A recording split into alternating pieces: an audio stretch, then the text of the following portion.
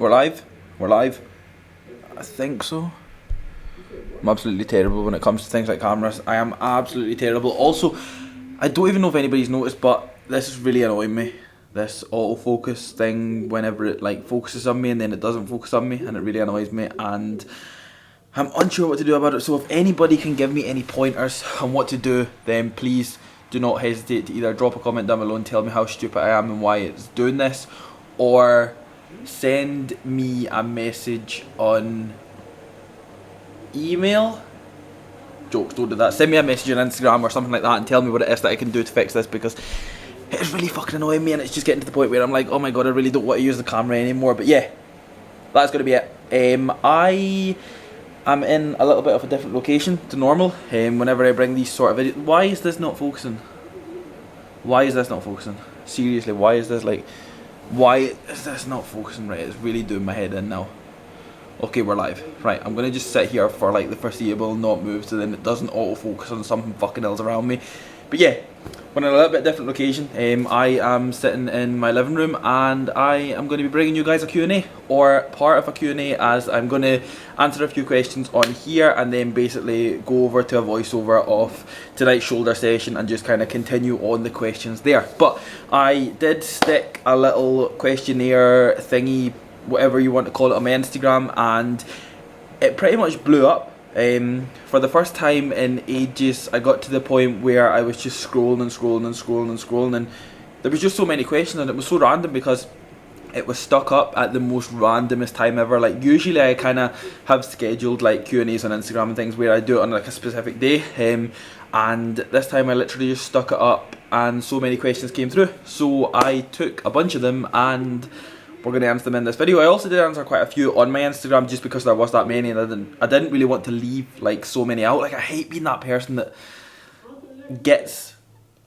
asks for engagement and interaction and then doesn't obviously move on with it. So I hate being that person, so I try and kind of answer and try and engage and try and respond and get back to each and every one person that does obviously interact with me and supports me and all that malarkey. So we're going to crack on with this anyway. I do have the good old iPhone here, in which I've took quite a few questions from. We'll just try and find... Wait, here we here. Without further ado, guys, I do hope you enjoy this one. If you do enjoy it, then please don't forget to drop the video a like for me. We will obviously be deadlifting this weekend with the brand new Texas deadlift bar, in which I will bring to YouTube. I just don't know when it'll be up. Hopefully, fingers crossed, Monday night. So if I leave it a couple of days, then put it up Tuesday night. We'll soon find out, but that's going to be within the next 2 days anyway. So I am looking forward to that. Of course, deadlift day, it's different altogether. Anybody that knows, deadlift day is just the biggest one of the week. Anybody that knows, it happens for me once a week, every single Saturday. So as this video goes up, it will be deadlift day. I will probably be deadlifting at the time this video goes up as well, which is quite exciting. But yeah, of course guys, don't forget to subscribe to the channel if you are new about here, and let's just get on with this Q&A.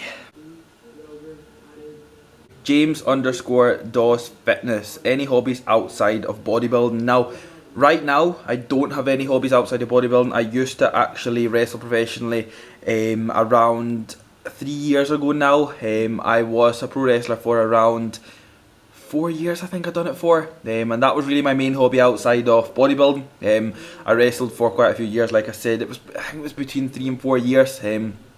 After I kind of made it to the point where I was able to obviously start taking bookings and things like that. It obviously took a few years before that anyway, and then I did actually pull from that in 2019 when the bodybuilding side of things just took over a little bit more, and the social media things took over a little bit more, and more travelling and all that kind of stuff was happening. So I found that I was doing something one weekend with bodybuilding and then a show the following weekend with the wrestling, and it just got to the point where it was quite consuming, to the point where I would have really loved to keep doing both of them, but at the same time it was just going to be a little bit too hard. And one of them was, both of them weren't going to be able to take 100%, and I'm that kind of person that I want to be all in. Like, I literally want to be all in. I don't want to just give 50% to this and 50% of that and receive 50% of results from that and 50% of results from that. I want everything from something. So it just came to the point that bodybuilding was doing very well at the time, and I was enjoying bodybuilding, and it was a daily thing, and I think that as well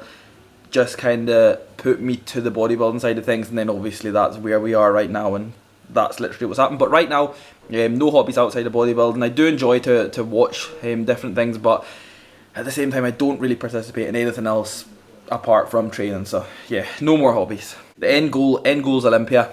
I will be the first person to be open about my goals and be real about my goals, and I fully believe with everything that I've got already and my drive to do the best that I can do, I can take it as far as the Olympia stage one day. So that is going to be the goal. That's always been the goal, and I really feel that is going to remain the goal even with everything going on. And I do actually see that I've got a question regarding everything that is going on, which isn't nice, but as well, my goal's in my head. So if something's in my head and something I really want is in my head, I will do absolutely everything I can to achieve it. So that is going to be the end goal. That's always been the end goal, and like I said, we are going to keep it the main goal. So yeah, end goal is always going to be the O stage, the big one, the main one out of absolutely everything. Don't get me wrong, like, there's lots of things that's going to be huge and be stepping stones obviously towards that end goal, but at the same time,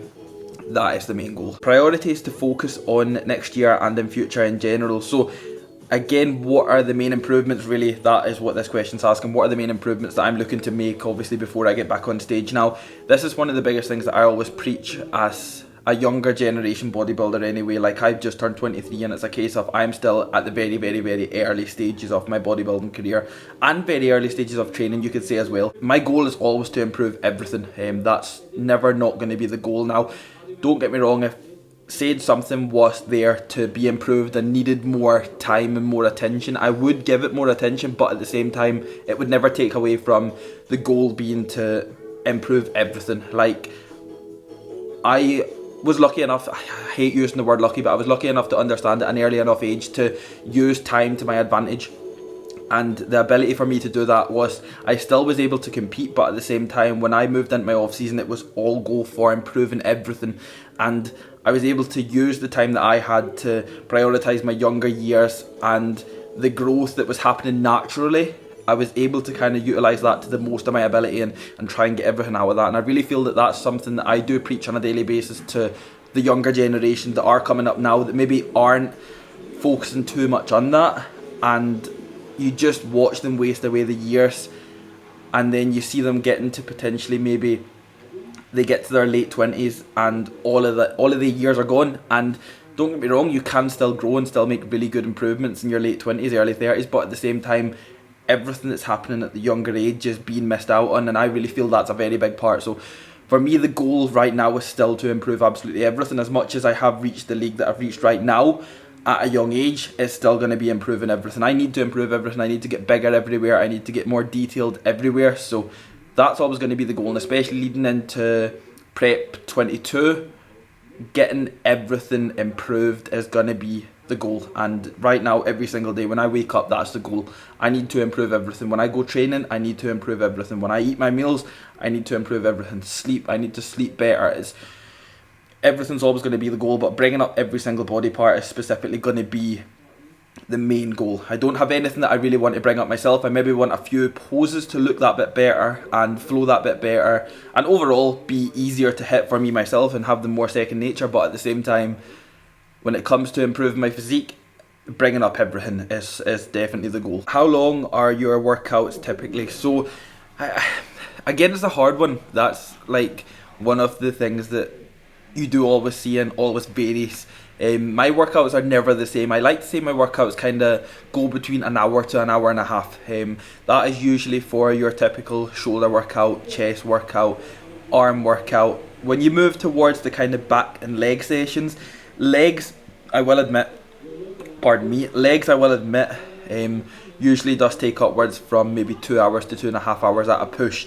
Don't get me wrong, that is if me and Sarah are training, that then it will take that little bit longer. If I was training myself, then I could potentially get it done between an hour and a half to 2 hours. But that is like that's the difference again between like one person training and two people training, and taking off weights and replacing weights and things like that. That is really what takes up the time. It's not necessarily the work. I would never say that I go into the gym and I spend 2 hours all out training. Like, that is not one of the things either. And to be quite frankly honest with you, I don't actually want to be spending hours and hours and hours and hours and hours in the gym. I like to go in and I like to be focused. I like to get the work done and I like to get out.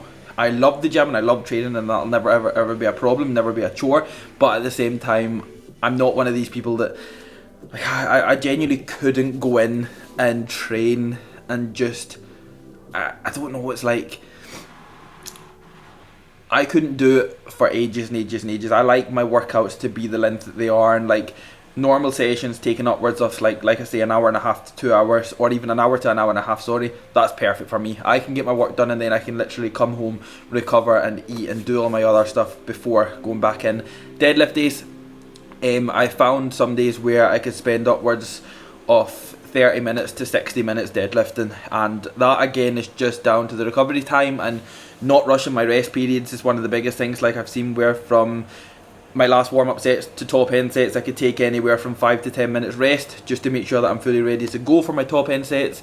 But like I said, that is really just on your kind of deadlift days and potential squat days, but they only happen once a week, so again, we're not doing that every single day. Even on a bench press, I'm not doing that. I literally spend around maybe 15 to 25 minutes max on the bench press alone, and that is all your warm-up sets and all the working sets done, and then we move on. But the typical session usually lasts an hour to an hour and a half, and anything more than that is just down to legs and back sessions or deadlift sessions, as I do back twice a week, but it's only the deadlift session and the leg session that will take any longer than that. Right guys, so just to not try and bore you with my face constantly for around 15 to 20 minutes, I thought I would just cover the rest of this Q&A, but do a voiceover obviously of my shoulder session, which did happen the same day, as I've not kept this up to date and I'm doing this voiceover a lot later than when the Q&A actually happened. But yeah, it's going to go up anyway. This was the shoulder session, so I'll just kind of let this run and go over the rest of these questions. But moving on to the next one, frequency of SBD in your regime. So anybody that doesn't know, that just means squat, bench and deadlift. These happen once per week. Squat happens once per week, deadlift happens once per week, every single Saturday. Squats happen at the start of the week, which gives me around kind of 2 to 3 days between my deadlifts and squats just to allow for recovery, and bench press happens once per week. Again, I don't really need that much recovery, I feel, for the bench press, but again, I wouldn't like to put it in any more than I need it. So this allows me to progress as well. So again, it just happens once per week. They all happen once per week. Moving on to the next one, do you write down all sets and reps? No, I don't. I only track my big moves. I only track the big compounds, especially squat, bench and deadlift. I'll track things like bent over rows. I'll track things like dumbbell presses, potentially this shoulder press that's on the screen right now. I will track this in terms of weight, but that's really it. I don't logbook or anything like that. I've never really done it in my life, so I've progressed the most in my training not doing this, so I don't really want to implement something right now that will put me off in any form of way. So I like to just kind of keep going the way that I'm going. But no, that is a no from that side of things. I don't track sets and reps. I don't write them all down apart from the big compound moves. Next question, any tips on combating body dysmorphia? This is actually quite a hard one. I would just recommend staying focused on your goals more than anything else. I know that this actually can be a relatively big problem. It's just a case of remembering your goals. This is always going to be hard. Remember, things take time. The unfortunate part of it is, especially in this sport, we are never ever going to be satisfied with what we look like. It's just a case of potentially stay away from the mirror, so you're not seeing what you look like visually. It's going to be harder than anything else if you see yourself every single day, so you won't be happy compared to somebody that maybe doesn't see you every day, and then they might see you and think, fuck, you've actually got bigger, or you're looking leaner, or something down them kind of lines, and then that'll obviously make you feel better. But maybe just stay around people, that could be another one, but just kind of stay focused on the goals more than anything else. Right, that's going to be that one. Next question, I will just kind of cover this one for the last one, as I do believe it's got a little bit to it. Are you still planning on going assisted one day after all the recent deaths? Like I said at the start, this is quite a hard one because I don't really feel that it's fair to just put all the recent deaths down to steroids and not look at the kind of outlines of any health problems that may have been occurring during the past kind of 2 to 3 years.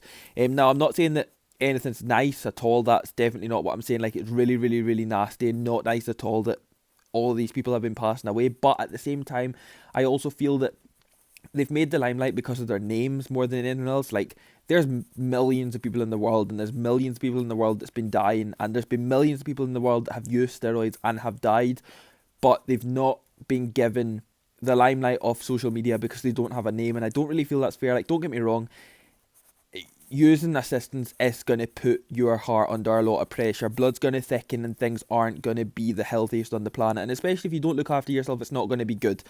But at the same time, I don't really feel, personally myself, that it's fair to just put it down to the assistance side of things. Like, don't get me wrong, it's going to kill, people, you are going to die at the end of the day. Like, it's not healthy. It's not going to do anything beneficial or good or anything like that for you, but at the same time it can be used right. And again, depending on what people's health situations have been like prior to their deaths, then nobody really knows things. I just feel the way that things have been, people have just been straight towards putting it down to steroids, when at the end of the day they've not really looked into the kind of backstory of people's health over the kind of past few years, and how long they've competed for and things like that. Like, don't get me wrong, people, the names that are popping up now that are unfortunately passing away, like, haven't competed within the kind of past few years anyway. Like, don't get me wrong, for example, Sean Roden, it's not nice at all. Like, he's a former Mr. Olympia, competed Mr. Olympia 3 years ago now, but nobody's really looked into his health situation from that. And again, it's not nice at all. Like, none of the names that are unfortunately passing away is nice at all. But at the same time, I think it's just very easy to put it down to steroids. That's one of the biggest things. Like, don't get me wrong, I'm not sitting here saying that the assistance side of things is good for you, because it's absolutely not. It's not good for you. It's not healthy. It's not beneficial. It's not big. But at the same time, I think it's maybe just a little bit too easy for people just to put that kind of point on it. But I don't really want to go into that that much further. That's really all I want to say on that side of things. That's my opinion anyway. Of course, all of these are going to be my opinion over anything else, so don't take it to heart. Don't feel the need to call me out or anything like that rubbish. But yeah, guys, that's going to be it for this Q&A. I do hope you have enjoyed this video and this Q&A, of course. If you have enjoyed it, then please don't forget to drop the video a like for me. Drop a comment down below. Subscribe to the channel if you are new, and I will see you all in the next video.